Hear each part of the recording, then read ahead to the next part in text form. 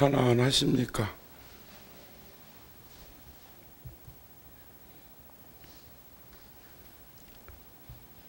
대보적경에 보면 마음은 바람과 같다. 그래서 마음은 바람과 같다. 마음은 그 모습을 볼 수도 없고 잡을 수도 없다. 마음은 흐르는 물과 같다. 마음은 머무르는 일 없이 일어났다가 이내 곧 사라져 버린다. 그것이 지혜스러운 생각이든 번뇌에 찌든 생각이든 우리는 마음은 한결같이 이어져 있다기보다는 끊임없이 반복해서 일어났다가 사라졌다가, 그래서 우리는 축원할 때마다 일일일야에 만사만생, 만 가지 생각이 일어났다가 사그라지는 것을 마치 10,000번 태어났다가 10,000번 죽는 걸로 표현했어요. 그런 생각들이 모두 다 이루어지기를 바란다.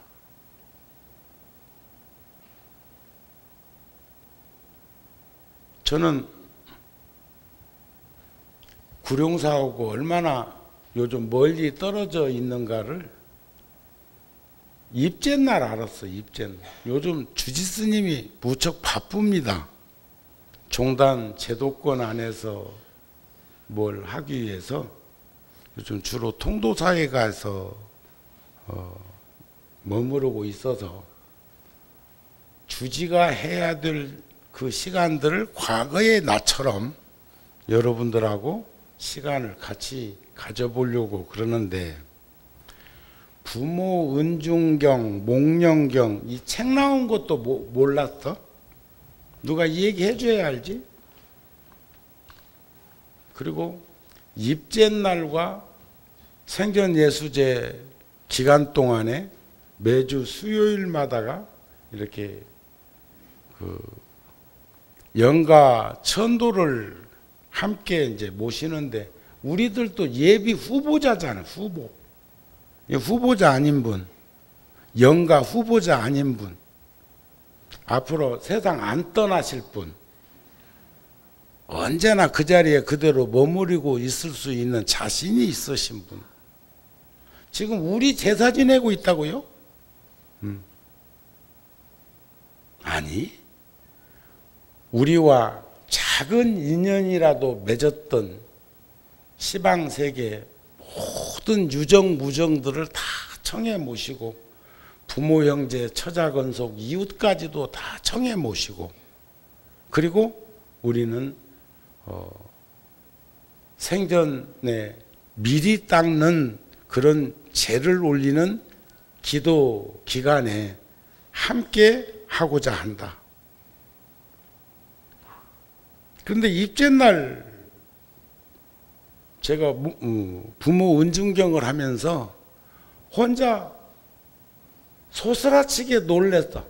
내가 부모 은중경 언제 독송해보고 지금 하고 있지? 보니까 76년도에 제가 100일 기도를 하루에 4번씩 법당에 들어가서 들어갈 때마다 2시간 내지 3시간씩 기도를 할 때 천수경 끝에 금강경 독송도 하고 아미타경도 하고 또 부모 은중경도 하고 보현행원도 하고 또 원각경 보안장도 하고 법화경 관세음보살 보문품도 하고 천지파랑경도 하고. 근데 천지파랑경을 하다가 중간에 경전을 이렇게 돌아가면서 하다가 천지파랑경은 안 했어. 안 한 이유가 뭐냐? 이 경이 만일 유경, 부처님이 설하신 경이 아니라고 하면 머리가 7쪼가리로 빠개지는데, 아거니 니거니 마거니 파거니 사바, 부처님이 그런 말씀을 하실 일이 없다. 그때 제가 25살 때니까 청년이잖아요. 청년. 뭐 출가한 지는 한 10년 이렇게 되었지만은 뭐 그렇게 불교에 대해서 심취해 있는 상태가 아니기 때문에 기도할 때마다 경전을 함께 독송하고 108대참을 함께 하면서 그런 기도를 하고 있을 때인데, 그때 해보고 안 했으니까 한 30년, 40년? 근 40년 가까이 부모 은종경을 접하지 못했고, 다만 이 대목은 저기 용주사에 가면 뭐 부모 은중경 판각이 있어가지고 이 탁본을 해가지고 이렇게 병풍으로도 만들어 놓을 수 있을 만큼 크게 되어 있는 게 지금 여기서 보면은 10쪽에서부터 첫째 배 안에서 10달 동안 길러주신 은혜, 이 은혜 큽니다. 10달 동안 태중에 함께한 그 은혜 크다고요. 그리고 또 이 시간을 꼭 나이로 쳐줘야 돼. 요즘 뭐 나이 한 살한테 어렸을 적에는 1년에 2살씩 먹던 사람들이 언젠가부턴가는 그냥 보통 나이로 치다가 또 언제부턴가는 한 살씩 낮추더라고. 꼭 서양 사람들처럼 닮았나, 그 나이를 줄여서 이 얘기하면 더 오래 사나. 태중에 어머니 몸속에서 10달 동안 280일 동안 머무르고 있었던 그 시간도 수명의 연장에서 생명이에요. 그러니까 그 나이는 반드시 합산해야 됩니다. 아셨어요? 아시겠습니까? 두 번째는 해산할 때 고통받으시는 은혜. 옛날에 그런 말 들었어. 회광반조 한다는 말도 있지만 되돌아 본단 말이야. 되돌아서 세심히 유심히 관찰한다. 어머니가 아이를 낳으러 방으로 들어갈 때는 대청마루를 지나칠 때 토방에다가 신발을 벗어놓고 반드시 그 신발을 한번 되돌아보고 방에 들어갔다는 거예요.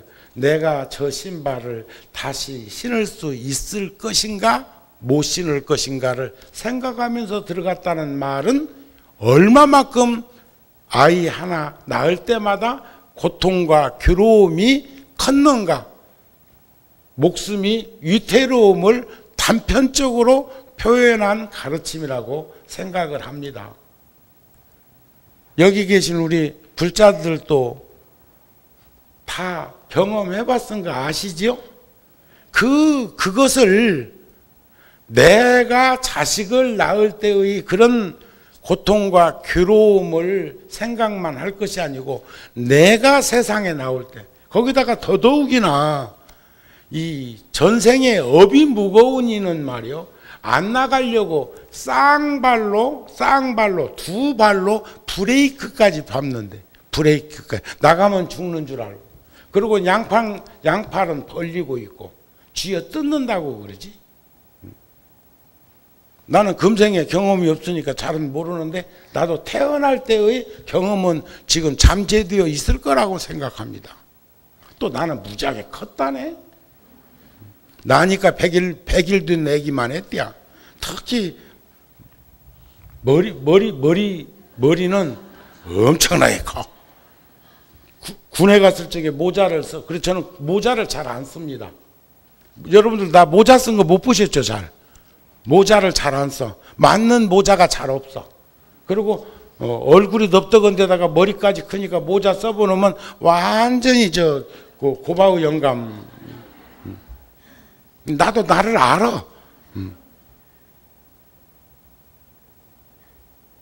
그러는데 그렇게 버티고 탯줄까지 목에다 감은 놈도 있고 뭐 등등등 다양한 표현으로 우리가 이렇게 합산해서 생각을 해볼 때 그때의 그 어머니의 고통과 그 은혜는 말할 수 없다, 이런 거 아니겠어요? 세 번째는 자식을 낳고 근심을 잊으시는 은혜. 그렇게 힘들고 어려웠는데도 자식 그 아기를 이 가슴팍에 묻고 젖꼭지를 물리고 그랬을 때 그 기쁨과 즐거움, 이거는 어쩌면 환희 법렬일 것이다. 그 은혜. 또 아기 때 뭐 다 알겠지만 특히 우리 같은 경우는 6.25 전후 세대가 돼가지고 가난해가지고 먹을 것이 없어가지고 참 힘들고 어려운 고비고비를 겪었다고 그럽니다. 쓴 것은 삼키고 단 것을 뱉어서 먹여주던 은혜. 이건 다 뭐 경험자들이니까 더 이상 뭔 말을 필요하겠습니까? 다섯 번째는 마른 자리, 진 자리 갈아주신 은혜. 젖은 자리는 어머니가 눕고 마른 자리로 아이를 눕혔던 그 어머니만이 가지고 있는 은혜.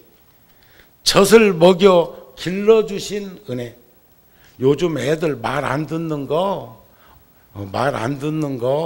그거 계산 단단히 해봐야 됩니다. 모유 먹인 아이는 분유 먹인 아이보다 훨씬 심성이 곱다고 그래. 물론 어머니 심성이 곱지 않으면 그건 모유 먹여도 마찬가지요.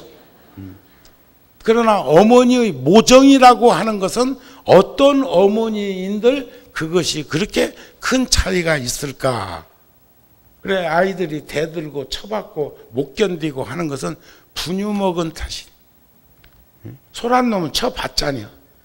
또 뭐 염소나 양 같은 경우도 마찬가지로 그런 본능적인 것을 우리가 염두에 두어 봐도 음식 문화라고 하는 것이, 환경이라는 것이, 풍토라는 것이 얼마나 소중한 것인가도 알아야 하고, 그래서 우리가 태교라고 하는 것을 얼마나 과거에 우리의 선조들은 소중하게 생각했고 지금까지도 그 맥을 이어내려오는 것인가 하는 것도 한번 되돌아볼 수 있는 기회가 됐으면 좋겠다.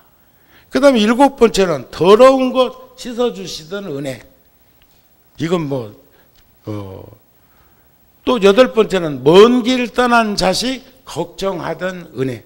우리 노부살님이 말이 90인데 나한테 생전 인터폰이나 전화를 왔는데 절에 있으면서 공양 시간에 안 내려가면 전화 벨이 울려. 근데 거기다 내가 뭐라고 입력이라는 노부살님 이렇게 써놨기 때문에 노부살이라고 이제 뜨면 모친이요. 어떻게 그 자식들 여러 명인데 그걸 다 기억해가지고 꼭 누를 때다가 잘 눌릅디다. 그러니까 그런 거 보니까 아직까지 치매는 안 오신 것 같아서 너무 다행이요. 또 그거 안 생기게 하려고 절에 와서 계시는 시간이 많다는 생각도 하고 있기는 합니다. 아홉 번째는 자식을 위해 모진 일도 다 하시는 은혜. 열 번째는 끝까지 평생 동안 사랑하시는 그런 은혜. 이렇게 이제 10가지 부모 은중경에 나오는 10대 원인데, 그래서 부처님은 사촌 동생이자 가까이에서 보필을 하던 아란에게 내가 중생들을 보니 비록 사람의 모습은 이어받았으나 마음과 행동은 어리석고 어두워서 그 아버지와 그 어머니의 크신 은혜가 있는 줄을 알지 못하고 공경하는 마음을 내지 않으며 은혜를 저버리고 덕을 배반하며 어질고 자애로운 마음이 전혀 없어서 효도를 하지 않고 산다 이겨. 그래서 부처님은 공양 가운데 가장 으뜸인 공양이 법공양이지만 법공양의 승피, 다름없는 공양이 부모님께 효순하는 고양이다. 이게 법공양과 같다. 법공양이라는 것은 보현행원에 보면은 여러 다양하게 이렇게 전계에서 나오는 것 가운데에서 이런 말씀도 있잖아요. 중생의 고통과 괴로움을 나누고자 하는 것도 공양 가운데 가장 으뜸인 법공양이듯이. 그래서 우리는 마음은 바람과 같고 그 모습은 볼 수도 없고 잡을 수도 없고, 마음은 흐르는 물과 같아서 머무르는 없이 일어났다가 쓰러졌다가 일어났다가 쓰러졌다 하지만 그 마음을 한결같은 마음으로 간직하면서 살아갈 수 있는 그런 시간들을 가지기 위해서 우리가 입제날도 말씀드렸듯이 몇 년 간격으로 삼재팔란이라는 그런 엄청난 그런 어려움을 드러내가지고 전후좌우를 살피면서 살아가고, 지나온 시간을 되돌아보고 앞으로 살아갈 시간들을 맑고 건강하게 이렇게 설계할 수 있도록 하는 시간을 가지는 것처럼 3년 주기로 음력으로 이루어지고 있는 이 윤달에 생전 3일 수심은 천재본데 3일만 수심 마음을 닦아도 천년을 덮고도 남을 성스럽고 보배로움을 간직한다고 했는데, 하물며 이렇게 시간을 정해가지고 윤달에, 공달에, 공짜로 생긴 달에 나를 위해서 기도하고 정진하고 수행하고 덕을 베풀고 나눔을 가지는 시간을 만든다는 것은 얼마나 소중한 시간이겠습니까? 그런 거 아니겠어요? 이해가 되세요? 그러면서 세상에 부모 아닌 이가 어디 있습니까? 부모 은정경에도 나오고, 그 해골 무덤 그 풍장 지역에 가서, 저기 티베트 같은 경우는 조장하는 데도 있습니다. 땅을 팔 수가 없을 만큼 척박하고 돌무덤이니까, 돌덩어리만 있으니까. 제주도 같은 경우도 풍장과 매장을 병행해가지고 하는 지역도 있습니다. 돌덩어리밖에 없으니까 풍장처럼 관을 모셔놓고 그 위에다 돌더미를 싸가지고 무덤을 만들어 놓기도 하고, 볏집으로 집을 지어가지고 해놨다가 저 섬지방 같은 데에서는 풍화작용으로 인해가지고 몸이 이렇게 소진되고 나면 그때 거두어가지고 무덤을 쓰기도 하고, 다양한 풍습들이 있는 것을 한번 우리가 눈여겨볼 필요가 있다. 그런데 이제 인도 같은 데서는 풍장지역이 있다는, 풍장지역. 거기를 부처님이 지나가시다가 거기에 예를 다하는 대목이 나오잖아요. 그죠? 그러니까 깜짝 제자들이 놀라갖고, 3개의 대도사요 사생의 자부이신 부처님께서 어찌 저 하찮은 뼈무더기에다가 예를 올리고 절을 하시옵니까? 그 부처님이 내 부모 아닌 이가 어디 있는가? 특히 또 티베트 불교 같은 경우에는 연민심이라고 하는 것을 어버이 자리로부터 출발하는, 모든 중생들을 다 어버이로 생각하면 자비심과 연민심이 저절로 나오게 된다는 그런 말씀들을 가르치고 있더라고요. 자, 여기서도 우리가 한번 보잔 말이에요. 크고 무겁고 신뼈는 남자의 뼈, 작고 검고 가벼운 뼈는 여성의 뼈. 근데 요즘은 화장터 가가지고 내가 눈여겨보니까 보살님들 화장한 뼈는 말이야 포해한데, 처사들 화장한 뼈가 도리어 더 시커멓대. 그래서 내가 눈여겨 관찰해 보니까 남자들은 술에 찌들고 일에 찌들고, 그 명예 출세에 찌들고, 찌든 게 너무 많고, 또 절에 와갖고 부처님 법문도 안 듣고 기도도 안 하고 수행도 안 하니까 시커매졌고, 요즘은 보살님들 아이도 적게 낳지, 모유도 잘 안 먹이고, 여러분들 빼놓고 등등등등 하고 대절에 와서 부처님 법문 듣고 기도하고 정진하고 수행하니까, 화장해 보니까 요즘 이제 윤 9월 달에 또 이장도 많이 할 거 아니에요? 눈여겨보라고 포했어요. 알았습니까? 검고 신데 거기에도 뭐가 있겠느냐 싶지만은, 그래도 세상이 그렇게 변화되어지는 것을, 그리고 지금 종교성이라는 게 우리나라는 특이해요. 특이해. 점유율이 여성이 훨씬 더 종교를 장악하고 있고 그래. 그런데 저 아랍이나 다른 나라에 가면은 절에는 남자만, 여기서 절이라고 하는 것은 꼭 사찰을 얘기하는 것이 아니라 예를 들어서 이슬람 사원 같은 데는 보면은 여성들은 거기 가지도 못하고 터번 써야 되고 막 그러는데 그거는 남자만 바글바글 하잖아요. 그런 거 보면 우리는 복 받은 데서 태어났다. 입제날 말씀드렸죠? 우리는 좋은 나라에 태어났다. 이런 것도 볼 수 있지 않을까. 그래서 우리는 수타니파타에도 그런 말이나 일어나 앉아라. 허리 쭉 펴보세요. 그대들에게 잠은 무슨 이익이 있는가? 화살에 맞아 고통받는 이에게 잠이 웬 말인가? 여기서 화살은, 독화살은 죽음을 의미하는 거죠. 일어나 앉아라. 평안을 얻기 위해서 일념으로 배워라. 이제 자세를 편안히 하세요. 편안히 하시라고. 자, 이렇게 짧은 인생 보니까 짧어. 인생이 길게 느껴지는 분, 막 무지하게 지루하고 인생이 막 무지하게 길다고 생각되는 분 있으면 나한테 한번 눈치를 한번 줘봐봐. 나하고 차 한잔 다시 하게. 좀 배워야 되겠어. 인생은 참 짧어. 지금 전 벌써 내년 달력 준비하고 있습니다. 응? 지금 10월 달인데 지금 부지런 안 떨어오면 또 동짓날 날짜 맞춰갖고 달력 만드는 것도 그 여간 쉬운 일 아니요. 그런데 되돌았으면 우리 포교당에서 전체 만드는 달력이 1억 더 들거든요.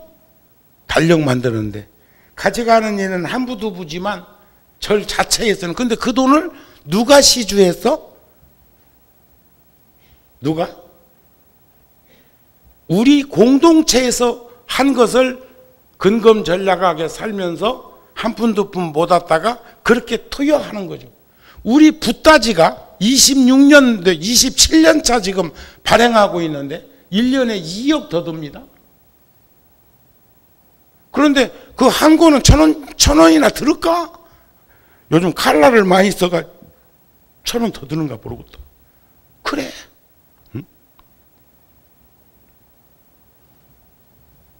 모으면 크고 흩어뜨리면 미미하고 그런 일들이 우리 일상적인 생활 속에서 참 많고 많은데 특히 없는 이 공과금 나오는 것 월급 받는 이는 왜 이렇게 월급날이 더디게 와? 주는 자는 무지하게 빠르고 받는 자는 더디고 이렇대요. 받는 자는 한없이 많이 받고 싶고 주는 자는 그래서 노사가 끊임없이 그렇게 뭐 이러쿵저러쿵 하고 어제 저녁에 뉴스도 보니까 뭐 공기업에서 뭐 등등등등 얘기 나오는 거 보니까 참 가당치 않는 일들이 며칠 전에 신문에 보니까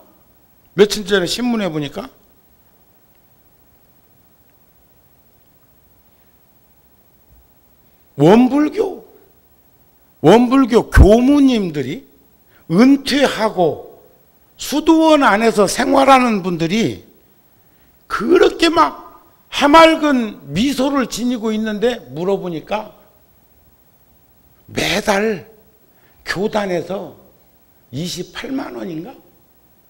28만 원인가 38만 원인가 주는데 그게 그렇게 막 맛이고 막 좋다고 생전 보지도 못한 것을 그래서 저는 그 신문을 통해 가지고 저 스스로가 소스라치게 놀랐어. 소스라치게. 오늘 어떤 불자가 제 방에 처음으로 오셔가지고 막 가슴이 두근반 서근반 하신다고 하면서 와서 봉투를 하나 저한테, 그러니까 아마 그 봉투도 몇 달 동안 나 만나면 주려고 넣어놓고는 댕겼는지 봉투도 막 많이 막 낡았더라고요. 그래 놓고 제가 귀한 곳에 소중한 곳에 쓰겠습니다 하는 말씀을 들으니까 부끄럽다고 해. 근데 그 말을 듣는 순간 어떤 생각이 났느냐면, 제가 군에 있을 때 70년대 그 초에 군에 있을 적에 나지오에서 단막극, 나지오의 지금은 텔레비전의 연속곡이지만 이제 장보리도 끝난다며? 저번에는 나는 장보리가 궁금한 게 아니고 그 연민정인가? 그 아이 저럴 수 있다고 하는 그 사람의 표정과 그 사람의 연기와 그 사람의 몸짓과 그 사람의 구성을 보고 싶어가지고 제가 해외 출장 갔다 와가지고 사무실한테 내 컴퓨터에다가 다운받아 놓으라고 그랬어. 다운받아 놓으라고. 그렇다고 날마다 연속곡 보는 건 아닌데. 그런데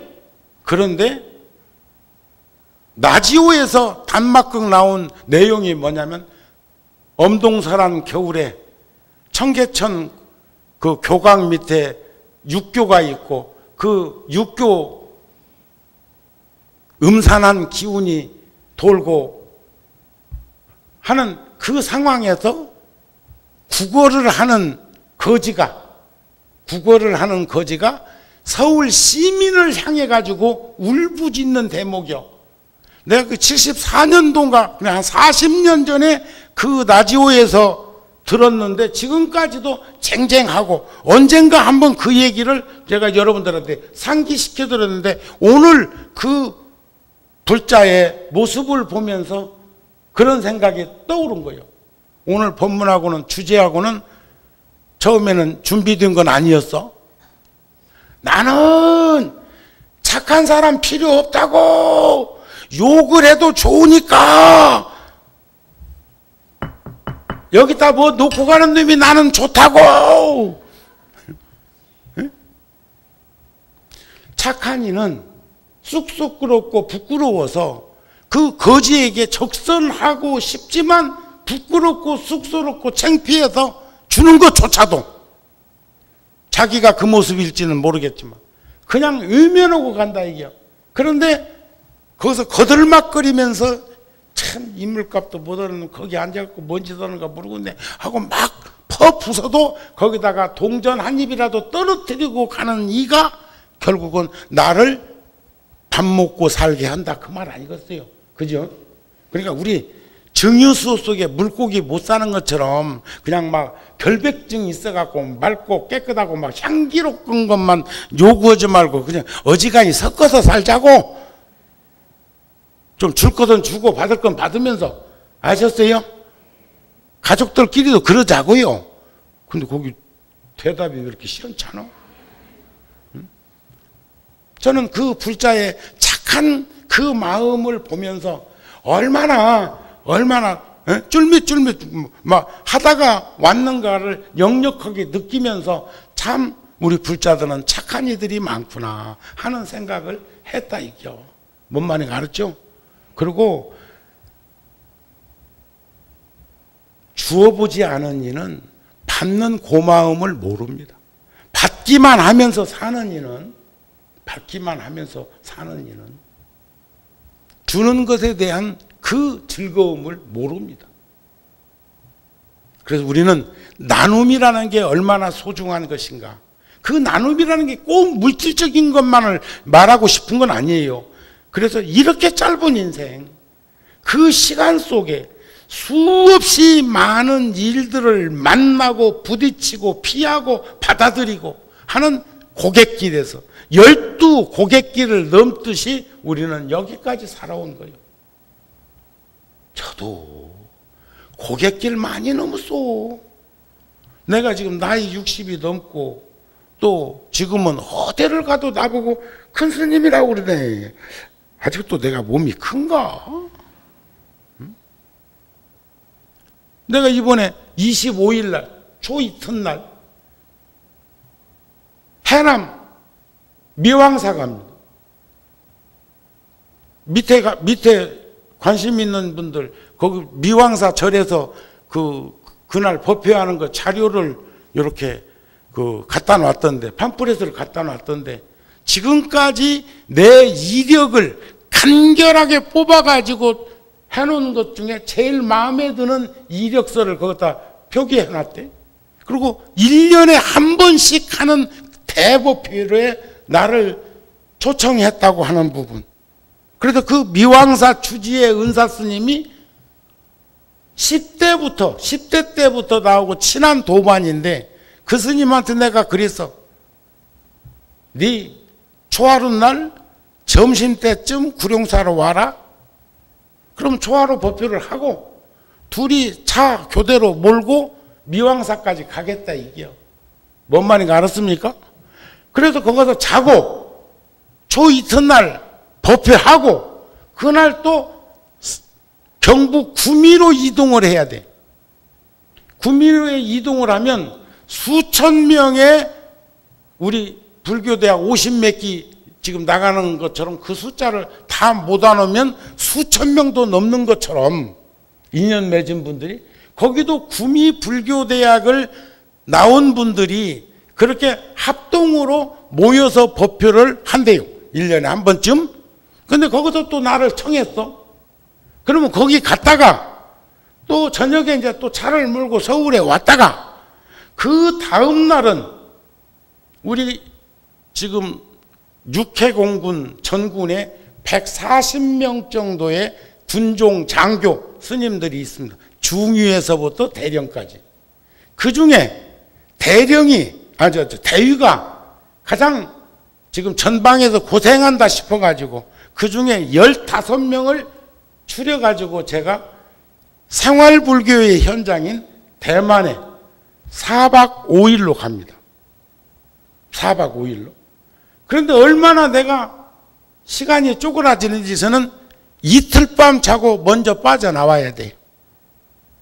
29일 날 돌아오고 그 스님들은 타이페이까지 갔다가 돌아오고, 물론 프로그램 속에 들어가 가지고 절에서 생활을 하고 그럴 것이지만, 그래 놓고 저는 그 다음 날 뉴욕 가야 돼. 뉴욕.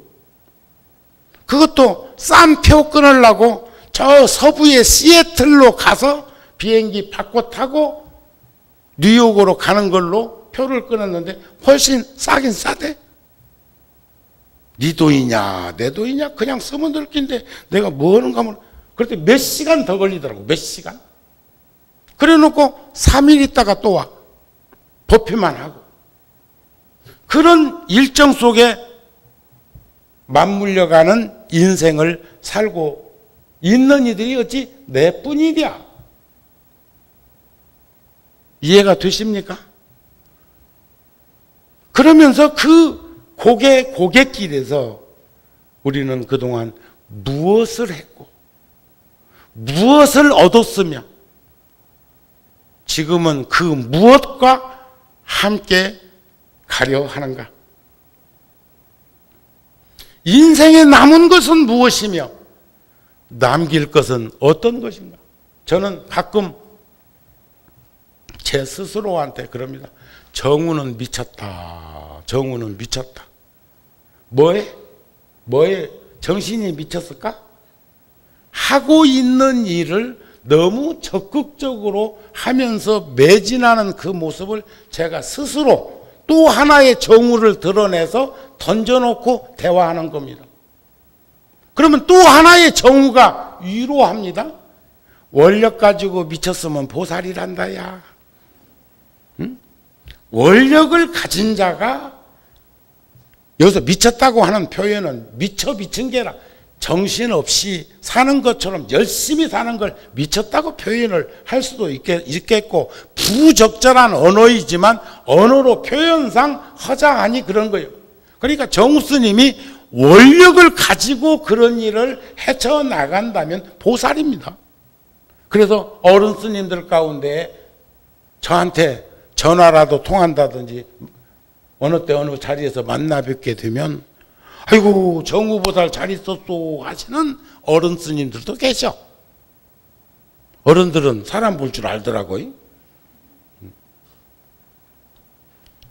그러나 그것이 업력으로, 욕심으로, 번뇌를 일으키는 삼독심으로 그렇게 세상을 살아간다면 그는 소유하고자 하는 욕구, 욕망, 욕심의 발로인 것이니까 그녀는 절대로 성취할 수 없다는 거예요.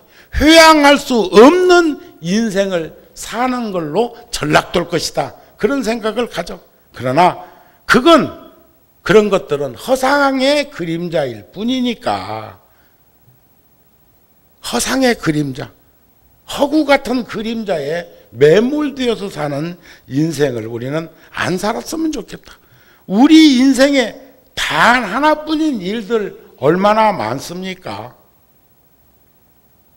그리고 그것이 잘못되었다고 생각되거나 하면 궤도 수정할 수 있는 채널을 언제든지 내가 필요한 채널로 바꿀 수 있는 그런 노력들을 해야 되지 않을까 싶은 생각을 가지면서 저는 점점점 그래서 옛날보다는 좀 포근해지는 그런 삶을 살려고 노력을 하고 있는 것이 아닐까 하는 생각을 해요.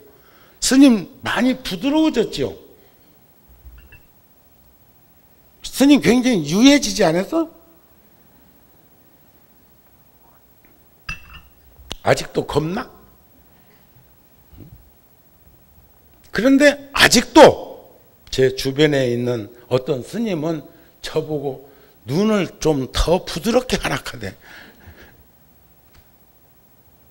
제가 아마 그 법문 중에 세월호 문제라든지 사회 현상에서 지적하는 부분을 얘기할 때 속에서부터 불덩어리가 끓고 있는 것이 내 얼굴은 일기에 보니까 표출된 것이 아닐까 싶어서 앞으로는 좀 더 조심하고 좀 더 단속을 해야 되겠다 하는 마음을 가져보고, 그런 얘기들을 해줄 수 있는 스님들이, 도반들이 주변에 있다는 것도 얼마나 고맙고 감사한 일입니까?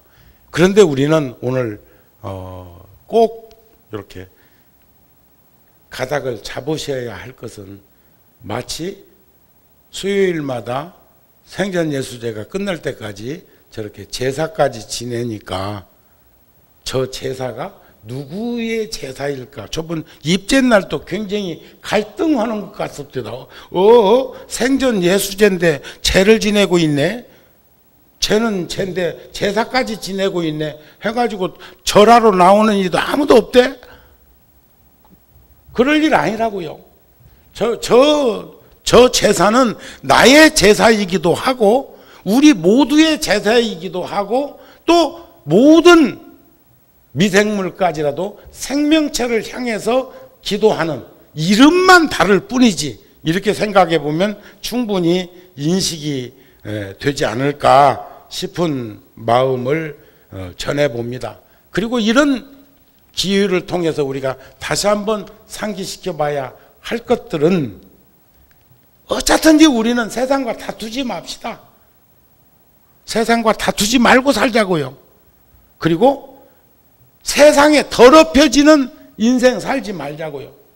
많이 보주는 되지 않더라도 흙탕물도 깔아앉히면 맑고 청청한 그런 모습을 들이우는 것처럼 우리는 신심이라는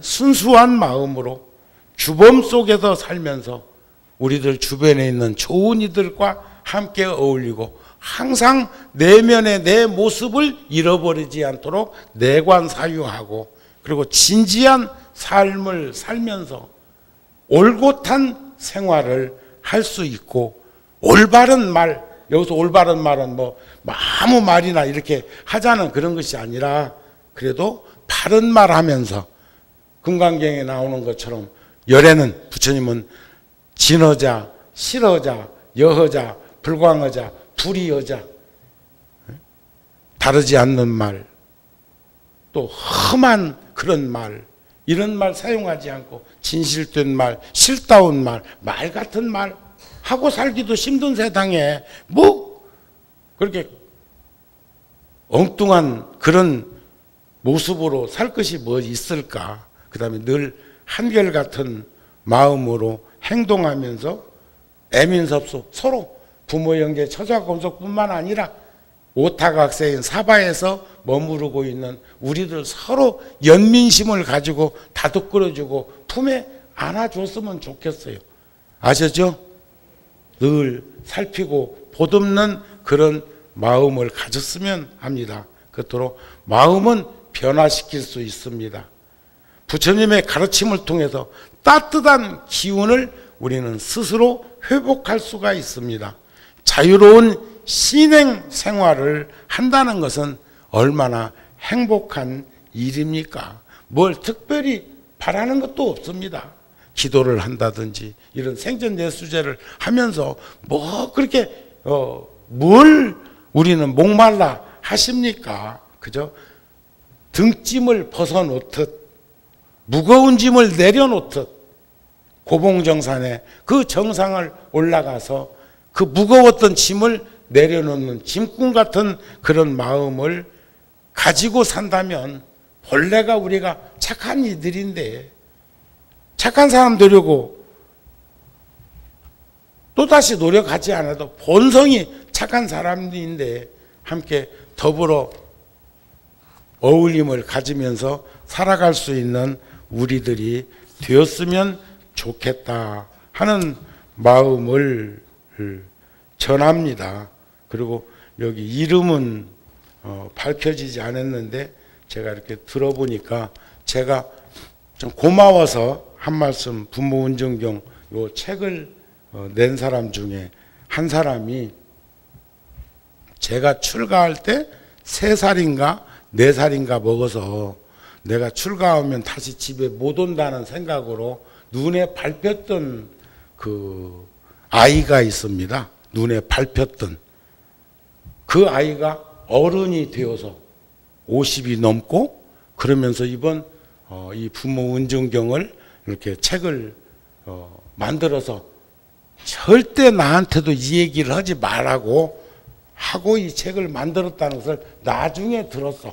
그렇지 않고 사중에서 이 책을 독자적으로 만들었더라면 아마 주지 스님이나 소임자가 스님 이번에 이런 책을 만들었습니다 할 건데 공양 가운데 가장 큰 공양이 법공양이라고 했는데 그 법공양 속에 담겨져 있는 부모님께 효도하고 어른들께 효순하는 그러한 가르침을 부모운중경과 목련경에서 구성하고자 했던 이 내용들을 여러분들이 함께 수지독송할 수 있다면 이런 책을 법공양했던 사람도 참 보람 있고 가치 있는 일을 한 것이 아닐까 싶은 생각이 듭니다. 그래서 네, 이름은 밝히지 않겠지만 또 눈치 있는 이들은 다 알아, 그지?